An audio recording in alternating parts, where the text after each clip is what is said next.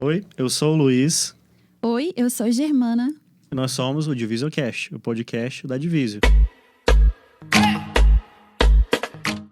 E hoje temos um convidado muito especial, Daniel Rosa. Ele é cofundador da Seeds, uma startup que está trazendo grandes inovações para o agronegócio. A gente vai bater um bate-papo muito legal com ele aqui, desde a trajetória pessoal, profissional, hobbies e os desafios de ser um empreendedor. Seja muito bem-vindo, Daniel. Obrigado pelo convite. Prazer, super animado aí com o nosso papo. A gente que agradece. Daniel, conta um pouquinho pra gente sobre essa trajetória profissional lá, desde a época do Sebrae. Acho que é bem legal compartilhar isso com a galera. Legal. Cara, eu fui matriculado no Sebrae um pouco à força, assim, pelos meus pais, uma tia também que me falou muito da escola. E foi, assim, talvez o grande divisor de águas da minha história profissional e até pessoal. Hoje, 95% dos meus amigos e dos meus contatos profissionais, meus sócios, foram conquistados ou são consequência dos contatos que eu fiz lá. Tem um caso interessante. O meu primeiro emprego mais formal, assim, que eu fiquei mais tempo, foi na Deloitte. Eu trabalhei lá, entrei lá como trainee de consultoria e foi um processo seletivo que eu descobri depois que eles tinham uma restrição a estudantes de engenharia. Eles tinham lá uma política de que, putz, o trabalho aqui é tão pesado que o cara ou vai formar engenharia ou vai trabalhar bem. Então, eles tinham esse primeiro corte contra um preconceito aí contra estudante de engenharia. E eu estava no segundo, no terceiro período de engenharia de produção no Cefet, com um sonho gigante de trabalhar na Deloitte, na McKinsey, na Bain, uma empresa assim, gringa de consultoria. E aí me inscrevi assim mesmo e passei, achei ok, passei legal, super empolgado. E aí depois lá conversando com o meu primeiro chefe, ele falou, cara, ele era engenheiro civil. Falei, cara, como é que você entrou? Ele, você que me responde, você que me contratou. Não, porque, gosto muito de você, mas não era pra você estar aqui. A gente não contrata engenheiro no início de curso. E tava gerando um certo transtorno, assim, com a agenda de viagem e tal, mas a gente ia se virando. Aí, conversando com o pessoal do RH, eu descobri que o meu curso de técnico de administração foi registrado lá simplesmente como administração. E aí, a pessoa que dava essa primeira peneirada me manteve porque achou que eu era um cara que estava fazendo a segunda graduação em engenharia. E aí, no final das contas, deu tudo certo. Tem que contar um pouco com a sorte. O sistema. A sorte, às vezes, tem que ajudar, né? Não é só na competência. Mas, então, passei aí alguns anos lá na Deloitte, que foi uma super escola, né? A gente acaba lidando com tudo quanto é tipo de indústria, tudo quanto é tipo de cliente. E acho que é aquela história meio JK, assim. Foram 50 anos em 5. Eu fiquei lá, acho que quase 6 ou 7 anos. E foi o que me deu uma base e uma confiança para começar a loucura que é empreender, né? Lá conheci os meus sócios desse primeiro desafio, que foi a Grancorp, é uma construtora que ainda existe, mas eu acabei, depois de alguns anos, preferindo buscar novos mercados e quis vir para um setor mais digital. Apesar de engenheiro, a construção civil não era ali uma praia em que eu me sentia muito em casa. Eu sempre fui mais da parte administrativa e de controle e fiquei um pouco meio cansado assim, do ritmo de obra e do mercado muito de longo prazo. Eu queria buscar alguma coisa que acontecesse com mais velocidade. E aí acabei no agro, que é tão de longo prazo quanto a construção, se não for mais, né? Mas o início foi esse. Mas aí que entra a inovação também, né? Exatamente. Tem que tentar, pelo menos, cortar esse longo prazo em pequenos ciclos, né? Que é o que a gente tenta fazer. Ô Daniel, bacana demais. E me conta um pouquinho, como que você começou na Seeds? O que vocês estão fazendo hoje? Quero saber um pouquinho sobre a Seeds. Legal.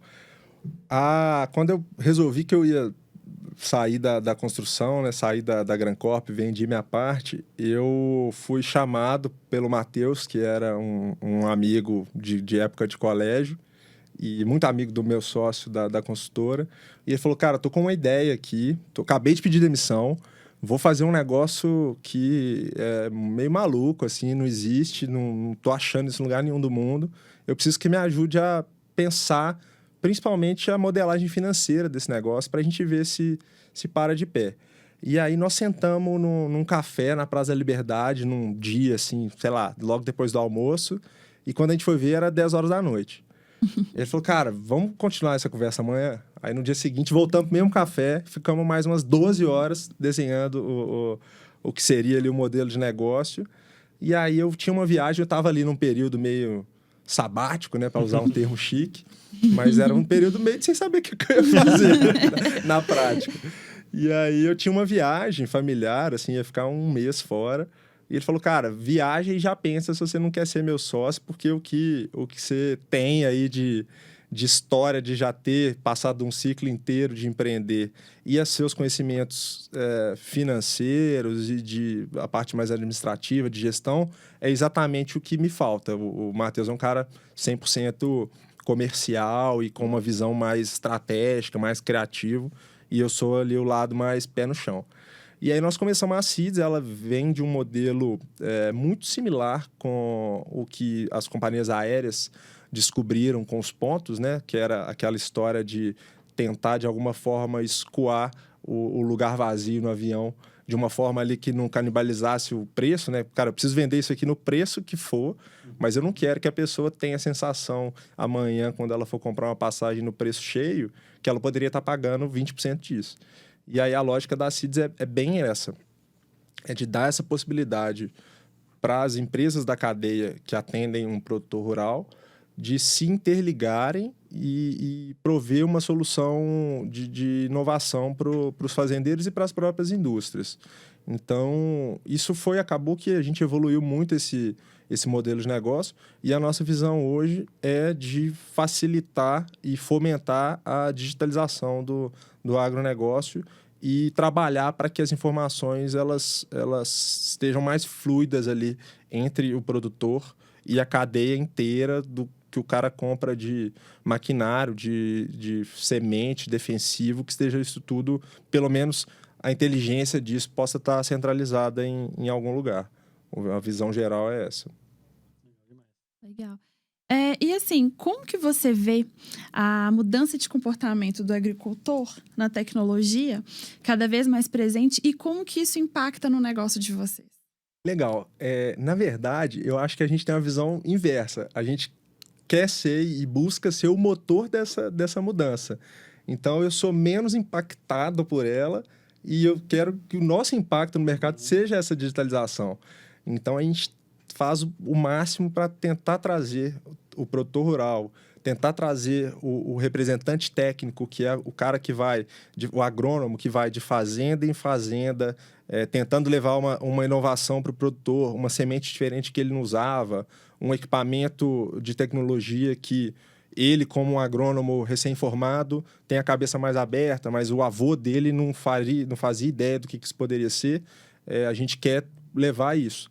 E uma ideia que a gente tem é que muitas vezes o produtor ele não gastaria ali um dinheiro do bolso, que ele sabe que, cara, eu tenho R$100 aqui, isso eu vou investir na semente X, isso vai me gerar X sacas de soja. Eu não vou deixar de gastar esses R$100 com isso para comprar uma inovação quaisquer que seja. E quando ele tem, além dos R$100, ele tem lá mais 200 mil pontos seeds, esses 200 mil pontos não estão no budget da fazenda, não estão naquele planejamento daquela safra. E aí a gente fala, não, vamos tentar fazer com que esse cara use esses pontos com inovação, porque é um dinheiro que não é ali tão tangível, tem um poder de compra embarcado naqueles pontos, mas a gente vai ali de uma forma indireta, entre aspas, obrigá-lo a inovar. Sim, ele não está com aquela Acaba vontade. criando uma abertura, né? Exatamente. Ele não tem aquele ímpeto inicial, se for alguém de gerações anteriores, né? As pessoas que estão chegando agora no mercado já vêm com essa cabeça. Mas o cara ali que está acostumado a 30, 40 anos de lavoura, do jeito que ele aprendeu com o pai, com o avô, gastar ponta dói menos do que gastar dinheiro. Não ter que deixar de plantar mais 1 hectare.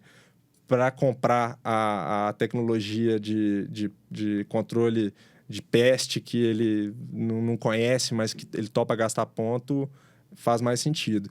Então, a ideia é essa. Não, esse é um exemplo, né? É uma das várias coisas que a gente busca fazer, mas a ideia é impactar o setor com a transformação digital e fomentar a transformação digital. E não ser impactado por ela, né? É ajudar para que isso aconteça, tanto na fazenda quanto na indústria. E isso que é legal, né? Porque a tecnologia, a gente brinca muito que ela é a ponte, né? Ela não é a solução final, ela está conectando ali as duas pontas. Exato. E querendo ou não, ela também não pode chegar com tudo, derrubando tudo que vem pela frente, né? Então acaba que esse modelo de negócio que vocês criaram, ele abre essa pontinha de oportunidade, o agricultor lá pode experimentar, ele pode testar, usar os pontos dele e ter um gostinho de como pode ser, acabar investindo um pouco na inovação sem usar ali de fato dinheiro, né? Exatamente. A ideia é bem essa. Legal demais. E assim, fica bem claro pra gente, você contando, nessa jornada sua, né, profissional, e ainda mais como empreendedor, da necessidade de se reinventar, né? O empreendedor, ele tá o tempo todo ali, dando a cara a tapa, se reinventando, aprendendo, modificando. Como é que você vê essa sua trajetória? Como é que você pode compartilhar essa experiência que você teve com a gente?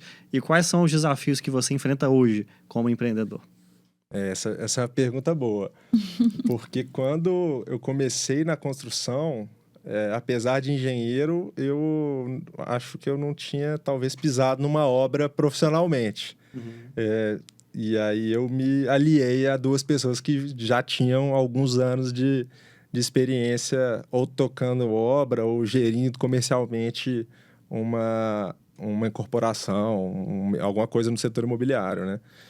E aí essa virada para o agronegócio também foi muito parecida. Minha família não tem um histórico assim de ser produtor rural, mas o Matheus tem. A família do Matheus produz cana já há algumas gerações. Então acho que a primeira dica, né, a primeira forma ali de estar preparado para essas coisas é de ter gente perto que tem conhecimento que você não tenha, né? Acho que esse talvez seja o principal, né? O primeiro mandamento, né?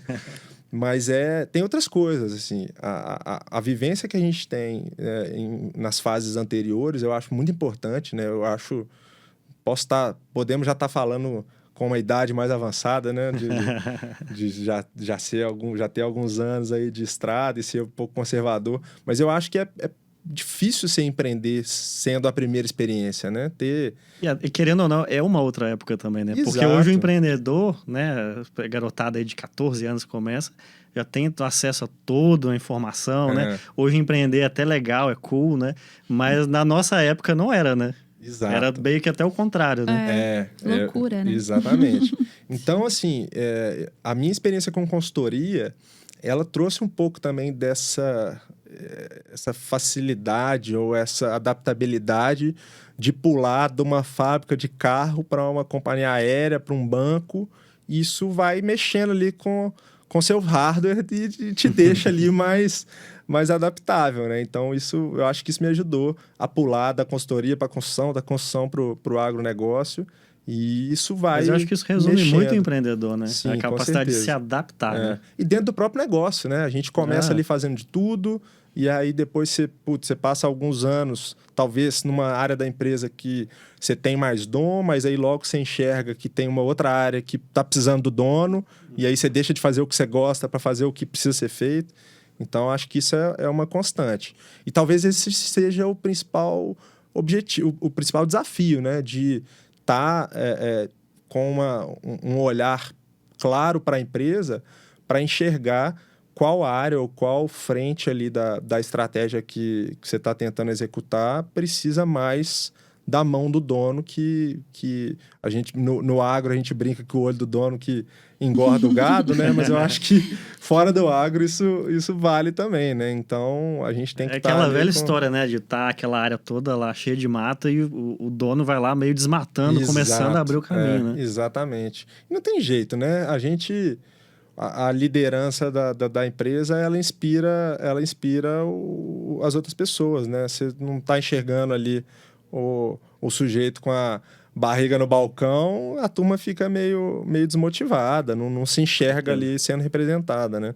Então, eu acho que esse é um desafio legal. Acho que quem empreende muito por isso, mas é duro. Certeza. Me conta aqui, quais são os conselhos que você daria para quem está começando a empreender e não sabe por onde começar? Cara, eu acho que o primeiro deles, eu até já citei, mas eu acho que ele é tão importante que vale a pena repetir, que é estar junto de sócios, e eu sou meio descrente ao empreendedor individual. Eu acho que ninguém é bom o suficiente para tocar uma empresa sozinho, e se tentar, obviamente, pode ser bem sucedido, mas eu acho que a estrada é mais Chance, né, esburacada. estatisticamente. A estrada é mais esburacada. Então, eu acho que ter esse autoconhecimento de se enxergar o mais próximo da realidade e ver ali que tipo de pessoa que deve estar com você, suprindo ali as coisas que você não é bom, ou que você não tem tanta aptidão ou não gosta tanto, talvez seja o segredo número 1, assim. Eu enxergo uma valorização muito grande do negócio, da ideia, mas ideia, eu brinco que ideia eu mesmo tenho 20 ideias por dia. Ele parar para realizar com uma execução minimamente aceitável é onde mora o desafio. E execução, você precisa ter gente boa tocando. E querendo ou não, é uma forma de vender a sua ideia, né? Exato. Porque se você não consegue trazer as primeiras pessoas, seja um sócio ou os primeiros funcionários, e vender, porque até ali é só uma ideia, né? Exatamente. Isso tem várias formas de se construir, né? Não precisa ser exatamente o cara que está com você desde o dia zero da empresa, mas você tem formas de trazer pessoas para o time com alguma remuneração em participação na empresa e conseguir complementar aí essas deficiências que todo mundo tem, né? Não tem jeito. Sim. Esse eu acho que é eu pararia por aqui, porque eu acho que essa E é um baita desafio, essa dica né? é tão boa e tão difícil, né? Verdade. Acho que é a Boa. primeira grande barreira da vida de um empreendedor, É. né? Conseguir ultrapassar isso. É. Agora, que legal, gente. O Daniel, ele tem um hobby que é sensacional e que eu acho, assim, que representa a vida de um empreendedor. Conta pra gente, Daniel, que hobby que é esse? Cara, eu faço triatlon. Triatlon é um esporte com 3 esportes dentro, né? Obviamente. A gente nada, e a modalidade que eu faço, que é o triatlon de longa distância, a gente nada 3.800 metros, pedala 180 quilômetros e depois corre mais 42. E é o que você falou, cara. Isso para mim tem um link tão grande com empreender, com tocar uma empresa, tirar uma empresa do papel e fazer ela vingar, porque uma competição dessa dura, eu que sou meio ruinzinho, dura 10, 11 horas. Então, o negócio vai do céu ao inferno umas 5 vezes em 12 horas praticando atividade física sem parar. Sem pôr o pé no chão ali, lógico, você tá correndo, mas sem parar e descansar. Eu imagino que mistura tudo, né? Técnica, emocional. Cara, é a vida do empreendedor. É 80% cabeça, 20% força.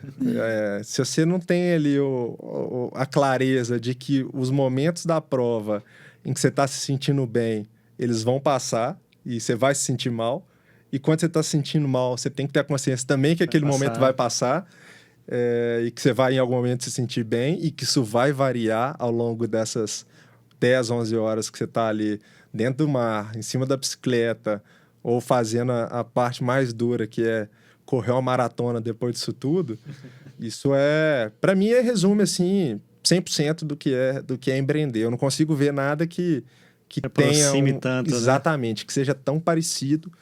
E além dessa questão do controle da cabeça, né? Essa gestão emocional de si mesmo, ainda tem a história do planejamento, né? Você não resolve amanhã fazer uma prova de Ironman e executa em poucos meses. É um trabalho ali, se você está saindo do zero, é um trabalho de anos. Se você tem um condicionamento físico muito bom, você vai se preparar para uma prova dessa em 5, 6 meses. E você precisa ter, eu pelo menos tenho, planilhado o que eu vou fazer de atividade física de hoje até o dia 7 de setembro, que é a minha próxima competição, se a vacina chegar a tempo, né? E eu sei, dia a dia, quantas horas eu vou fazer de cada atividade física. E para ter tempo de fazer isso, eu preciso ter a minha vida nos outros setores, né, também tão organizada quanto. Então... Você pausa um triatlo ali para fazer outro, né? Exatamente. Exatamente. São 2 Ironmans ao mesmo tempo. O da CIDS e o do triatlo de verdade. Então, isso exige uma capacidade de planejamento e uma disciplina que isso eu compartilho com os outros setores da minha vida de uma forma que funciona muito bem. E é sensacional, porque eu acho que passa para o pessoal, né, quem está com vontade de começar a empreender, assusta um pouco, mas é isso o que você falou. É assim mesmo, é difícil mesmo, tem muitos desafios, você vai querer desistir, mas tem que planejar muito e começar, né? A gente brinca, meu sócio, ele me vê fazendo essas loucuras e ele, uma vez, foi uma frase dele, nem foi minha, que o empreender é maratona, não é corrida de 100 metros. E é exatamente isso, né? Você vai de uma maratona aí, uma pessoa que acabou de começar, talvez ela vai fazer em 5, 6 horas. Também muita coisa acontece, né? Não dá para acordar e falar, cara, vou correr uma maratona amanhã. Acho que tem tudo a ver. O que você considera mais desafiador? Ser um atleta de ponta ou empreender? Empreender, sem dúvida. Fazer Ironman é fácil demais. Tem nem comparação. E eu também sou do mundo dos esportes, né? Mas não tanto assim, né? Eu gosto muito de jogar tênis. E eu acho que, assim, cada esporte, ele traz um pouco dessa semelhança, né? Com o empreendedorismo. No meu caso, eu vejo ali muito essa questão da batalha com você mesmo, né? Do que você precisa melhorar, dos seus pontos fracos, do emocional, né? A gente vê muito essa questão que é dita no mundo dos esportes, do jogo mental. O quão forte a sua cabeça tá, né? Como é que você, na sua experiência, traz essa parte do esporte para a sua vida de empreendedor? Você acha que isso agrega e potencializa? Demais. Dentro do Ironman tem a maratona, né? E um dos atletas que eu mais admiro é um queniano, Eliud Kipchoge. E ele tem uma frase que... Eu sou ruim, péssimo de frase, assim, eu não sou muito de decorar essas coisas, mas ele tem uma frase que é: só os disciplinados são livres. Se você não é disciplinado, você é um escravo das suas paixões, dos seus humores. Ou seja, putz, eu acordei hoje com preguiça, ou de mau humor, ou quero fazer, sei lá, tô a fim de encher a cara, ou comer um bolo. Se eu simplesmente for seguir o meu ímpeto ali, a minha vontade, já era. Não vou me entregar e pronto. Se você tem a disciplina de lutar contra isso, é você que está ditando o que você quer fazer. E não as suas vontades mais ali interiores, né? Então, eu acho que a disciplina te dá essa liberdade. E é engraçado, né? Porque o senso comum é de achar que a pessoa disciplinada é o cara careta, que não faz nada.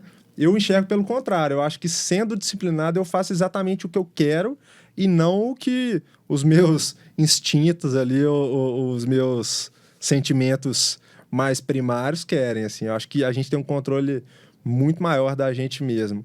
Isso vale, putz, você tá numa mesa de negociação, a disciplina te dá ali a clareza de não reagir num primeiro ímpeto se a pessoa com a qual você está negociando, ou um fornecedor, um cliente, um funcionário, te fala alguma coisa que a sua reação inicial seria de ficar nervoso ou de contrapor de uma forma mais brava. Eu acho que a disciplina serve também para... Não, calma, vamos ouvir, vamos respirar, deixa eu ver qual que é a melhor forma de responder. Tem uma questão do jiu-jitsu em si, né, que fala muito sobre isso, né? Você aprender a ficar confortável no desconforto. Você tá ali todo travado, você precisa abstrair um pouco para conseguir pensar com clareza e tentar achar um caminho de saída ali, né? E aí, a história do esporte, né? Você deu o exemplo do tênis. Eu já tentei jogar tênis algumas vezes na vida e eu achei a coisa mais difícil do planeta. É muito difícil. E para mim tem um certo vínculo com a natação, né? Que também é um esporte muito técnico. Você pula na água e dá braçada, mas você nadar com um mínimo de destreza é muito detalhe, é muito parecido com o tênis. Então, essa força mental de topar um desafio que é super difícil, que no primeira vez você não consegue devolver a bola pro outro lado, que é meu caso no tênis até hoje. E lutar contra isso com pequenas melhorias e que você tem que treinar, tem que esforço tem que enorme para uma estudar, pequena para ter uma melhoria. entrega muito pequena, né? Eu acho que isso também tem tudo a ver com a vida nos negócios, né? Você trabalha, investe tempo e dinheiro e cabeça para ir tendo pequenos resultados, ainda mais no início, né? Você roda e você tem a sensação que você não tá saindo muito do lugar. Então, eu acho assim, para mim não tem caminho melhor na vida. Também sou um pouco contra esse preconceito que muitas vezes o empreendedor tem da pessoa que não empreendeu. Para mim, todo mundo tem o mesmo valor, assim, não vejo certo e errado, mas para o Daniel, para minha personalidade, para minha rotina, eu não me vejo fazendo nada diferente. Assim, se a Seeds um dia quebrar ou se a Seeds um dia explodir ao ponto que eu não sirva mais para tocá-la, porque eu torço para que esse dia chegue também, da gente não ser bom o suficiente para tocar o negócio que a gente criou, porque ficou muito complexo, eu acho que eu vou tirar um mesinho de férias e começar a próxima. Porque a emoção que... É uma visão de mundo, gera, né? É uma forma de exato, enxergar o mundo e de se comportar, que é um caminho sem volta, né? É um caminho difícil, mas depois que você prova o gostinho ali, exatamente, é difícil voltar atrás. Isso nos meus pesadelos mais profundos ali.